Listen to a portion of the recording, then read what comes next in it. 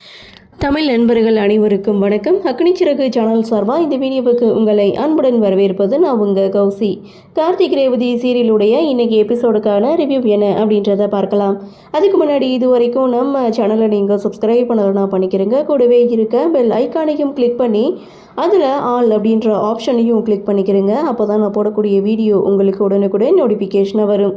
சரி வாங்க எபிசோடில் என்ன நடக்குது அப்படின்றத பார்க்கலாம். சாமுண்டீஸ்வரிய சிவனாண்டியோடைய அடியாட்கள் கடத்தி கொண்டு போயிட்டுருக்காங்க. அப்படி காரில் கடத்தி கொண்டு போகிறத தற்செயலாக கார்த்தியும் பார்க்க அந்த காரை ஃபாலோ பண்ணி கார்த்தி ஒரு பக்கம் போயிட்டுருக்காங்க. இன்னொரு பக்கம் ரேவதி மணமேடையில் வந்து உட்காந்துட்டாங்க. ஐயரும் மந்திரம் சொல்ல ஆரம்பிச்சிட்டாங்க. ஆனால் ரேவதிக்கு அம்மாவையும் அப்பாவையும் காணுமேன்ற வருத்தம் இருக்குது. இதை பற்றி சித்திக்கிட்டே கேட்குறாங்க.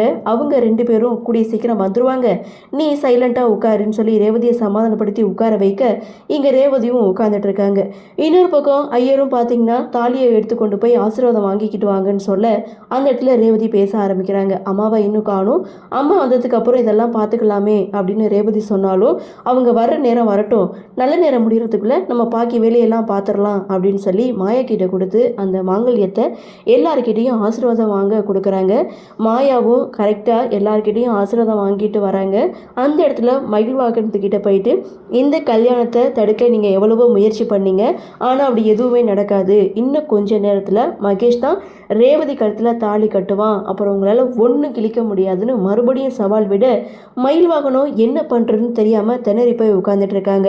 மயில்வாகனம் மட்டும் இல்லை, பாட்டி பரமேஸ்வரி, கார்த்தியோடைய அண்ணா 2 பேர், இவங்க எல்லாரும் என்ன பண்ணுறதுன்னு தெரியாமல் சைலண்ட்டாக மண்டபத்தில் நின்றுட்டு இருக்க கரெக்டாக மகேஷ் கையில் தாலியும் போகுது. கெட்டி மேலும் சொல்கிறாங்க, ரேவதி கழுத்தில் தாலியையும் கட்ட சொல்கிறாங்க.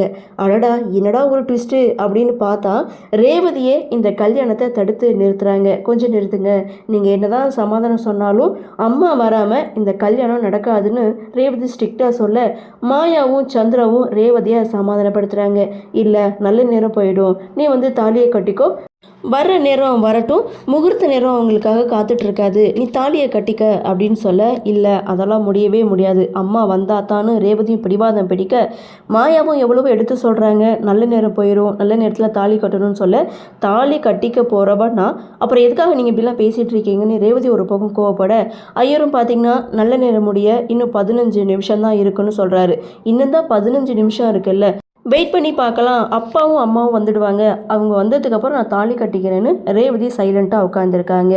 என்ன பண்ணுறதுன்னு தெரியாமல் சிவனாண்டி, சந்திரா, மாயா இவங்க 3 பேரும் சேர்ந்து ஒரு கூட்டணியை போடுறாங்க.